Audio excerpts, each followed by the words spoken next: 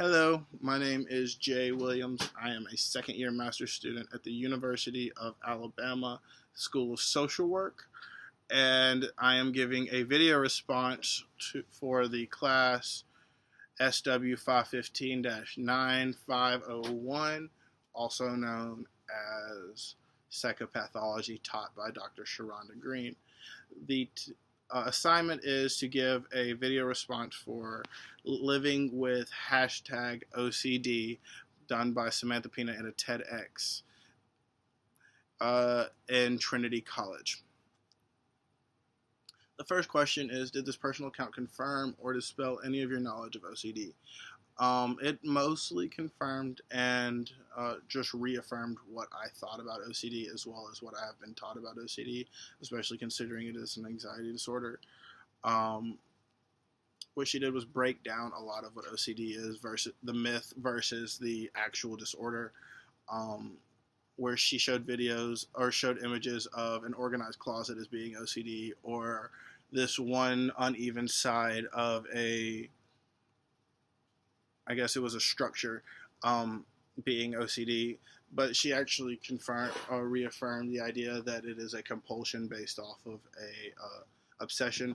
For instance, her obsession was symmetry, and she gave this example of when she was a child, she hurt her right side, and as opposed to being worried that she had hurt herself, she was more worried about how her left side didn't feel the same.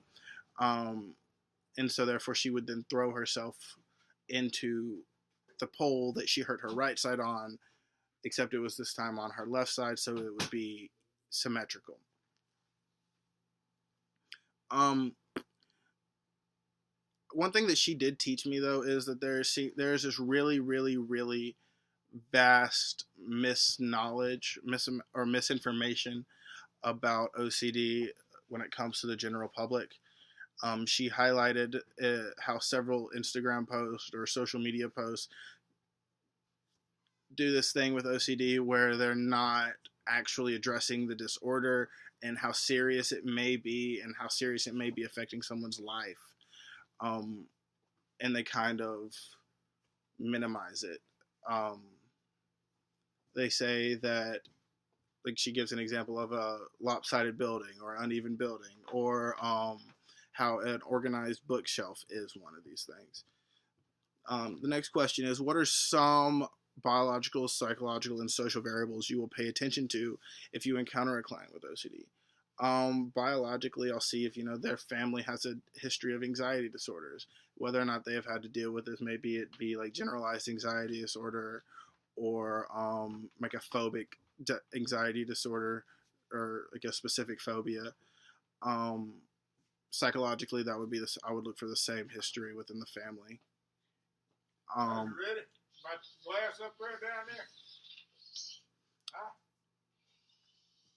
there. Socially, I would look for whether or not they have some kind of resiliency factors or strengths that would help assist them with. Like with Samantha, she seemingly had a very high IQ, or a high enough IQ where she can mediate the OCD and use it to her advantage. She talks about how she would be a very good student, and how she would be able to organize her class schedule, or her the things that she needed to, her planner, in order to do the things that she needed to do to be a good student. Negatively, I would look for poor coping skills. I would look for someone that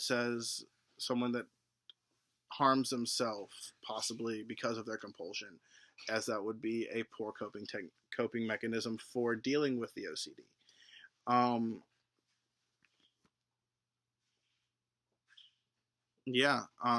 guess that would be about it that I would look for.